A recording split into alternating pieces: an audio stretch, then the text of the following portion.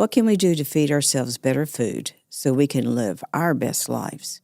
Dr. Dixie Melillo is here to answer that question and others. And these are the hard truths that we all need to hear. The conversation also shines a spotlight on the healthcare system's biggest issues, plus the role of processed foods and the benefit of intermittent fasting. Dr. Melillo encourages individuals to take responsibility for their health and make informed choices about their diet and their lifestyle. As always, we encourage you to consult your own physician before making any changes in your diet or your exercise routine. Help us share the mission of the Rose by subscribing to Let's Talk About Your Breast on your favorite podcast platform and by sharing with your family and friends. Let's Talk About Your Breast, a different kind of podcast presented to you by The Rose, a breast center of excellence and a Texas treasure. You're going to hear frank discussions about tough topics, and you're going to learn why knowing about your breast could save your life.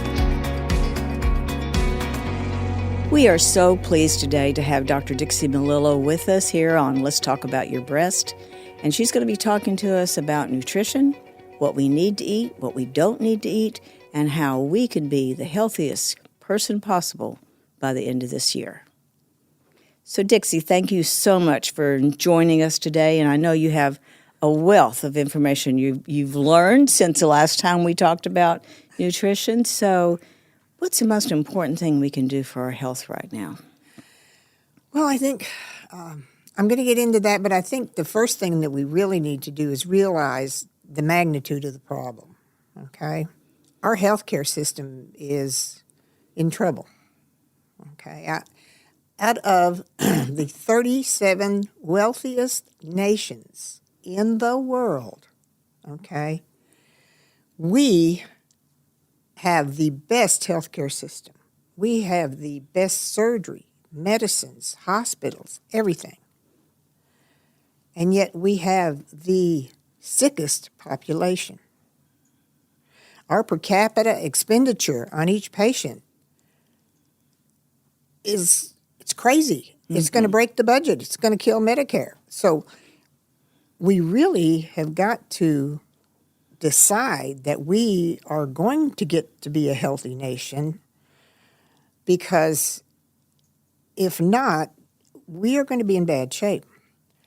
Out of the 37 wealthiest nations, we are number one in diabetes. We have the highest incidence of diabetes in the world. We have the second highest incidence of cancer and Alzheimer's disease. We are spending a fortune treating these diseases, treating the symptoms of these diseases without curing the disease and without communicating the fact that a large part of this is preventable. It's preventable. Now, talk to us about why, how. Okay. The thing that I think the road we started down, and everybody that knows me, I rail against sugar, okay? Mm-hmm.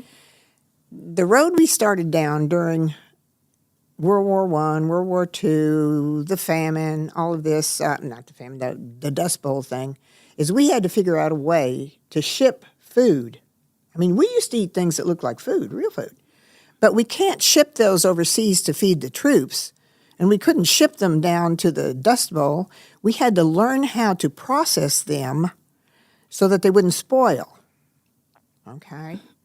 And you can't take an orange and freeze it. You've got to process it if you want to ship the juice. So processing at the time was necessary. It was a good idea. I think the food industry, though, realized that, man, you can make a lot of money. You know, I mean, there's stories of the 20-year-old Twinkie that still hasn't lost any of its freshness, seriously, mm-hmm. because, I mean, it's so processed. Mm-hmm.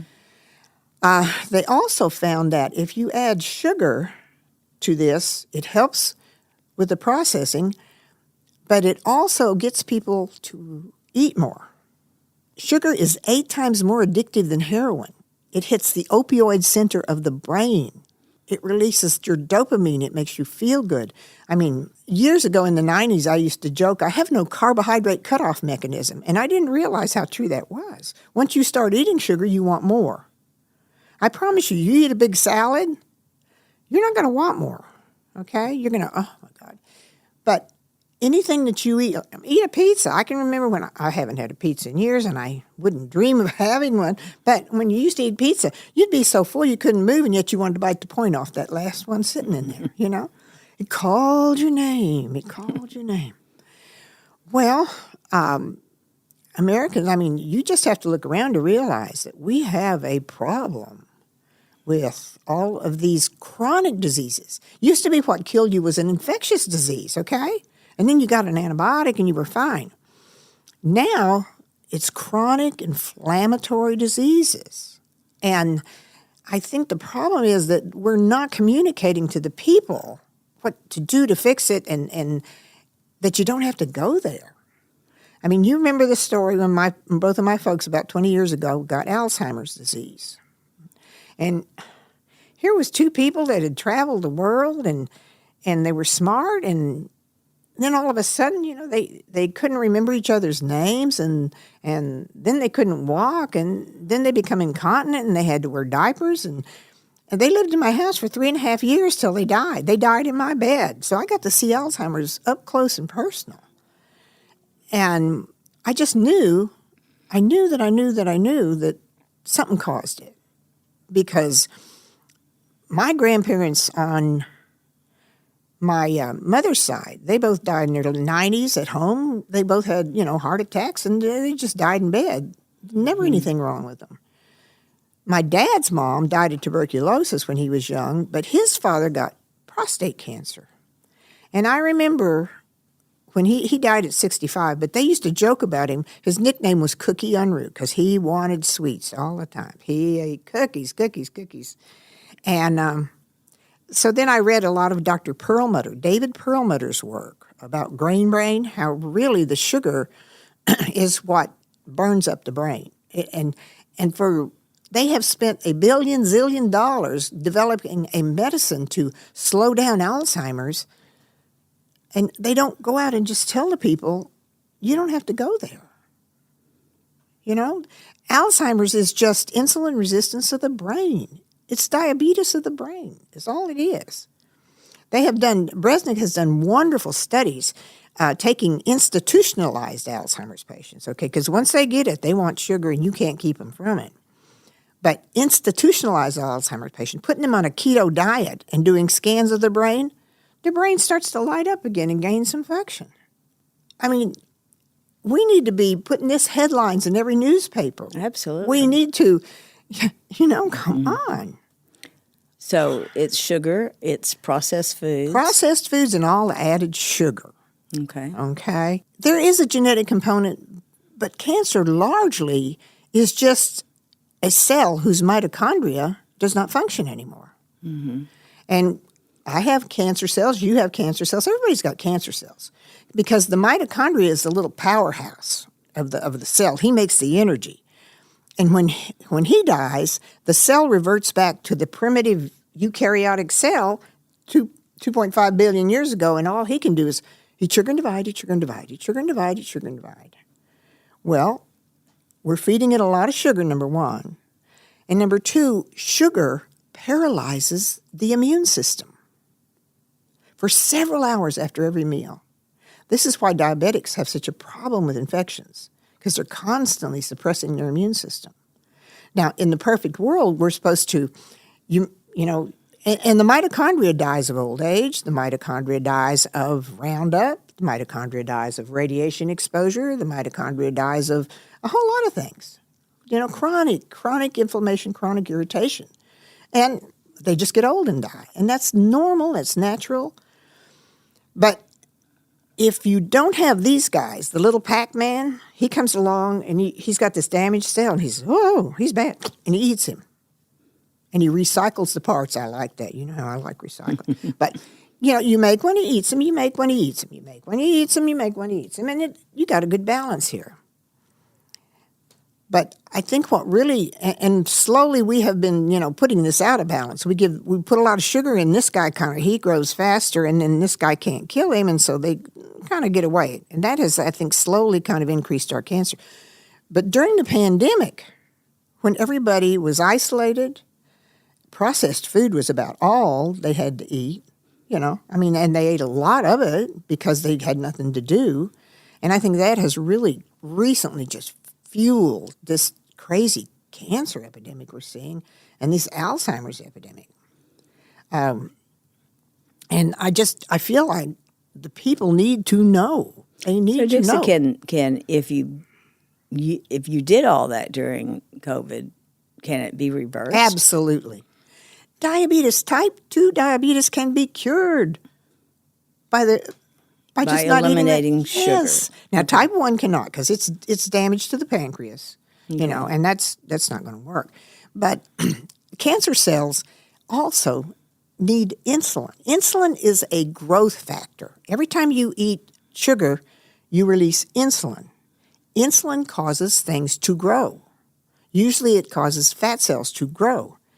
But breast cancer cells have 6 times more insulin receptors on them than a normal breast cell. They suck up sugar. They suck up sugar like crazy. And you've heard of a PET scan. Mm-hmm. Do you know what they inject you with for a PET scan to see the cancer outlined perfectly? Radioactive sugar. Because that cancer is going to take up about 200 times more sugar than the surrounding tissue, and he's going to light up like a star. Wow. And yet nobody's out here screaming this to the patients. Well, I'm glad they're giving them chemotherapy and a can of Ensure. Come on, gang. The last thing you need is sugar if you're trying to treat cancer. Now, I in all fairness, Methodist has really gotten with the program, and they are really pushing nutrition, which I like. They have. They're really getting with it because I hear it back from the patients. I say, well, what do they tell you? So Methodist is really trying to impart this information, but most of the hospitals aren't.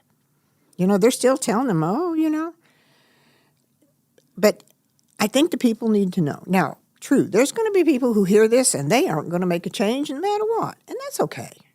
I feel like my job is just to put it out there. If they receive it and they want to make a change and they want to live healthy.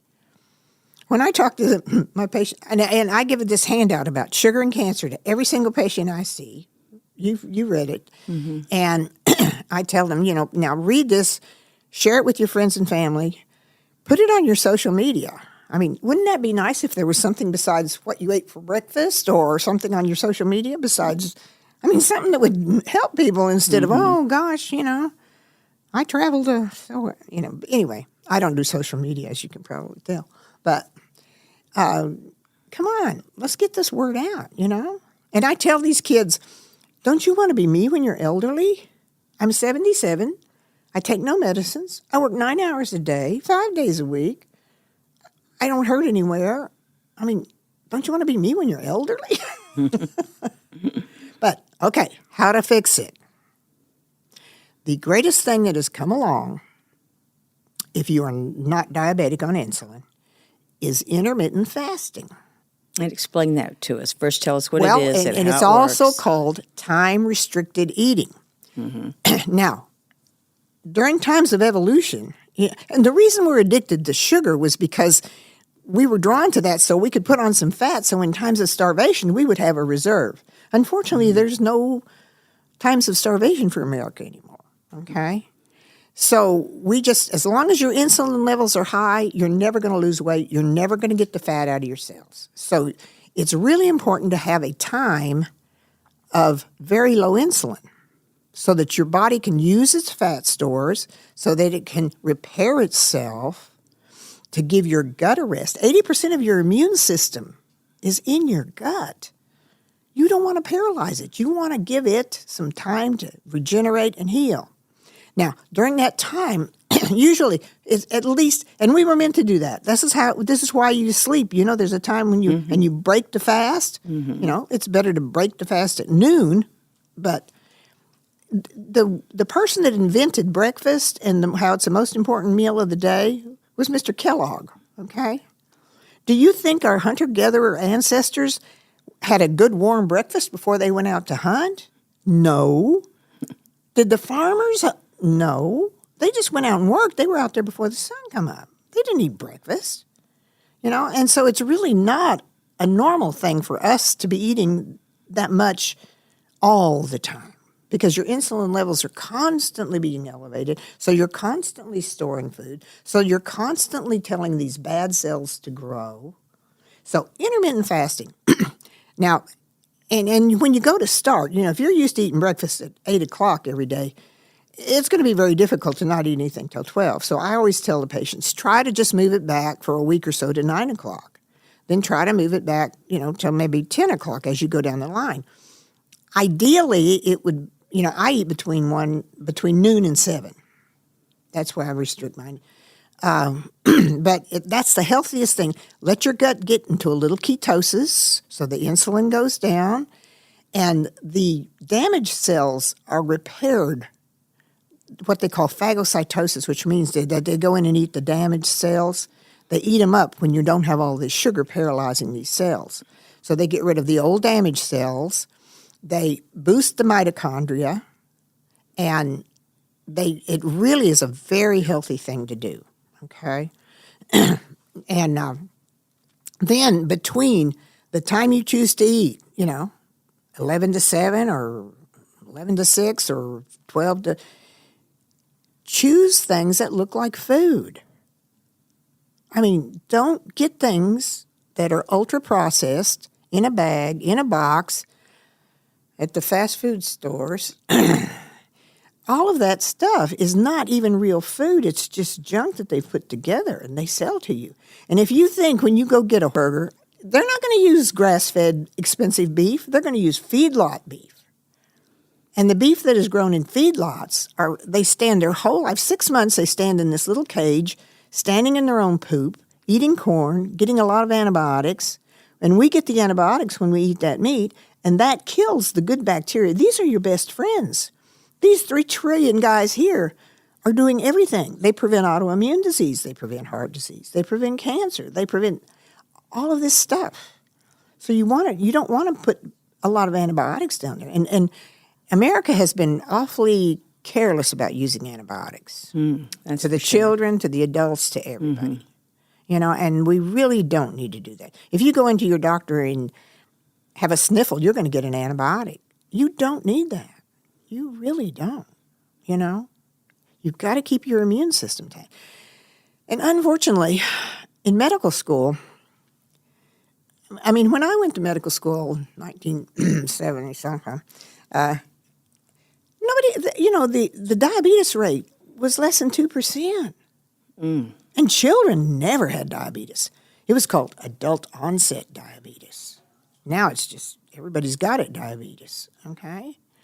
The only people that had Alzheimer's back then was the old drunk that fell and hit his head, There was a lot of them. No, but these people in the 40s and 50s weren't getting Alzheimer's. Come on, Right.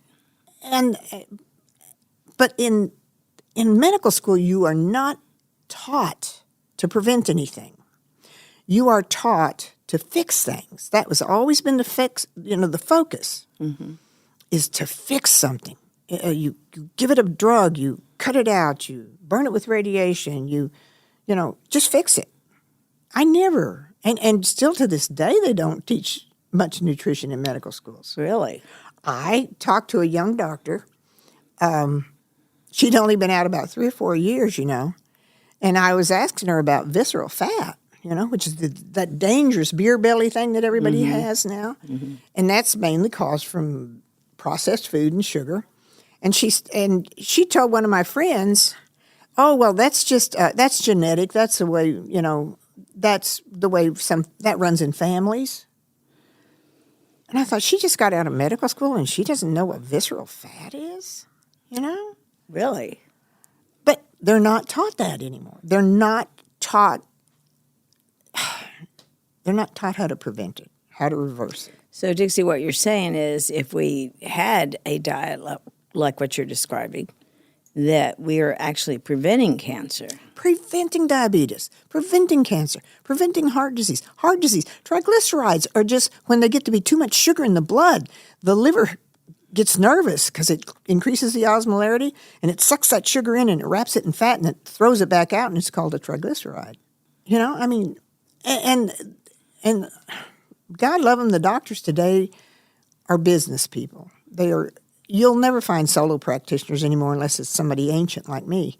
But they're in a business practice. They have a business manager. They have to produce. They have to see so many patients. They get a salary. But if they don't see so many patients, then they'll cut their salary. So they have to. And they only see the patient usually the first time, and then the nurse practitioner sees them after that. And many times I have to say the nurse practitioner is probably better than the... That was ugly, wasn't it? Mm-hmm. But I'm old, I can be ugly. Anyway, it's a business. Mm-hmm. They don't have time. They are not allowed by their practice manager to sit there and talk and tell people, you know, about the dangers of the diet. Just, you know, eat things that look like food. Not, you know, if it's got a barcode and 20 ingredients, don't eat it. If it looks like a plant, eat it. If you can tell that was a plant, that was kale, that was spinach, that was broccoli, that was a banana, that was, you know, that was something that looks like food. Nuts are a wonderful source of food, you know. I mean, eggs. The poor egg has been, you know, so railed against for so many years. Egg yolk is one of the best things for your system, the proteins. So, Dixie, what you're saying is we need to take control. We need to be responsible because, like you pointed out, it's really not the responsibility of anybody else. We need to educate ourselves on how all this works. Yes, ma'am. We need to eliminate the sugar, eliminate the processed food. What else do we need to eliminate? Well, I'll tell you what you know, and I don't want to ever anybody get the impression that don't you ever eat a piece of pie? Oh my God! Yeah. No, once in a while you can eat anything you want. If you're metabolically healthy, you want to go out and eat something really bad. It's not going to hurt you because you have that reserve. Okay, and I have so many patients also. Exercise is so important because I have patients tell me, I just don't have any energy. I can't do anything. You don't have energy because you don't use energy. The mitochondria, the little energy guys in the cell that makes energy, they're very thrifty and they're very smart. And if you're not using any, and like most of people sit at desk jobs, 8 hours a day, they're not using any energy. So the mitochondria says, well, I'm not making any if they're not using it, you know. And so the less you use, the less you move, the less energy you're going to have. If you get out there and you know, I mean, I get up at 3:30 in the morning, try to do an hour on the elliptical every morning. And you would think, because I fast till noon, that I would just be exhausted. No, I feel like $1 million after I get off it because it makes energy. It makes energy. It restores brain cells. It's so important that you move. I mean, even at my desk upstairs, I almost never sit down. My desk is elevated to a standing position so that I don't sit. You know, and your mitochondria are your best friend. You don't want them to die early, you know? No. And sleep. Sleep is so important. And I think we don't value sleep enough. Sleep restores your brain. It cleans out the toxins, you know? And Americans are very, you know, they stay up half the night and you know, sleep half the day. It ruins your circadian rhythm. Your body doesn't know what to do with this because that's not what you were meant to do, you know? And so we're just, you know, the body is the carrying case for the soul. You don't want it to poop out before you're ready to leave, you know? You got to take care of the carrying case. That's true. That is so true. So what else? You've given us so many things to think about and challenges to try. My rock, okay, my most important thing is my spirituality. You know, I mean, God put me where I'm at. God put his finger. What are the chances that a stupid little 16-year-old girl who gets kicked out of high school for being pregnant and unmarried becomes a doctor? That's the hand of God. There's nothing else. I look back and say, dang, I'm glad you liked me. I mean, and I made it through a surgery residency when they hated women and they made me wear high heels. Mm-hmm. I could have quit 1,000 times, but he always kept me going. And look what he's done with the rose. Oh, my gosh. I mean, this is like, I wake up every morning and I'm just amazed that it's not a dream, you know? Yeah. And so I think it's really, really important to acknowledge the one what brung you, you know, and that you've got to keep your mind right. You can't focus on, you know, oh, I've got 100 pounds to lose. No, you know, I want to feel good and be healthy, and I'm going to take care of this temple that God gave me, you know, and I do. I mean, there's times when I get down. I don't, you know, I'm not lying. I'm going to lie to you. There's times when I go, oh, my God, what is this world coming to? What are we going to do? And then I think, no, you know what? One day at a time, I'm going to help who I can. I'm going to keep my mind right. Depression is largely a factor of our food, too. This mental illness that you're seeing has so much to do with food. Sugar irritates the brain. I mean, it aggravates. It has to do with Parkinson's and with all of these things, okay? I mean, it's a neuro, it really irritates the brain.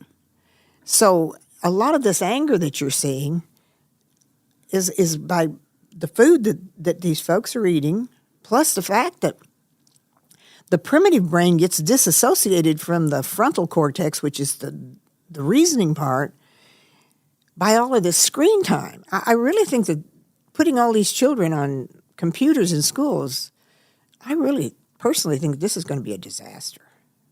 Wow. Because the amygdala, the primitive brain, okay, like if someone cuts you off in traffic, you go, oh, kill that. And then your frontal cortex, which only humans really have, a functioning frontal cortex, says, now, wait a minute, think this through. What if he's got a gun? You may not want to do that. Well, the children are getting separated, their amygdala from their frontal cortex, by these screens. And the children just react, you know, they're angry. And, what happens when you look at a screen too long? I'm not you following. Especially young people, if they spend a lot of time. I have to laugh. My father, when TV first, yes, I was around when there wasn't any TV, but when TV first came out, my dad said, oh, this is bad. This is the boob tube. Don't ever let children watch the boob tube, you know, because you process things differently. Well, now, you know, and we have to for our work, and, you know, you've got computers everywhere. They're teaching the children on computers now. You know, they don't use books. I mean, they're disassociating the brain. The brain has a hard time knowing what's real and what's not when it's on a screen. It has a hard time really interpreting people's facial features and things like that if it's not in real time, 3-dimension. And I think it's a dangerous pathway. I know that's inevitable and it's going to happen, but there's so many things. You know, I mean, I don't have a computer in my house. My phone I have. I mean, that's kind of a little computer. But, you know, I don't do social media. I don't care whether people like me or not. All right, so we're going to go through all these steps one last time about what we could do. Intermittent fasting. Give your gut a rest. Give your gut a rest. In the time that you choose to eat, 7 hours, preferably 8 hours, choose things that look like food. Eat things that look like food. Yes. Not things that have a list of 20 things and don't ever eat. If it says added sugar, don't touch it because they're trying to hook you on it. Okay? Exercise. Move. Do not sit. Sitting for an 8-hour period every day increases your all-cause mortality greater than smoking. Okay? So if you have to sit at a desk job, about every 30 minutes, get up and walk around. Just get up and walk around and get your blood circulating. Okay? Sleep. Have a designated time for sleep. Everybody knows that nobody bothers me between 8:30 and 3:30. Don't bother Grandma, you know. Sleep in a cold room. You know, don't eat close to the time you sleep because that will keep you awake. These guys need a rest. They don't need to be digesting a big old meal all night long when they're trying to rest. And have faith in God. Whatever you perceive him to be, he's there for you. You know, for anybody to say that there is not some superior intelligence governing this stuff is lying to themselves. Right. And you want to be nice to him wherever you choose to call him, because he can whack you, he can thump you. Yeah. But, it's so basic. It's not hard. It's not hard. And if you want to do a keto or you want to be a vegetarian, but don't be a vegetarian that eats Fritos and pizza. Because sugar's in just about everything. Added sugar is in almost everything you buy. All right, dear. What a wonderful list for us to start the year on and stick with it. And I know you're going to be back for other enlightening and encouraging things, because you do encourage folks I do to have be an opinion their on best. everything. You do. You do. Thank you again, Dr. Melillo, for being with us. Thank you. I'm always trying to save the world from something. Something. All right, that's it for today's episode of Let's Talk About Your Breast. Thank you for joining us today on Let's Talk About Your Breasts. This podcast is produced by Speak Podcasting and brought to you by The Rose. Visit therose.org to learn more about our organization. Subscribe to our podcast, share episodes with friends, and join the conversation on social media using hashtag Let's Talk About Your Breasts. We welcome your feedback and suggestions. Consider supporting The Rose. Your gift can make the difference to a person in need. And remember, self-care is not selfish. It's essential.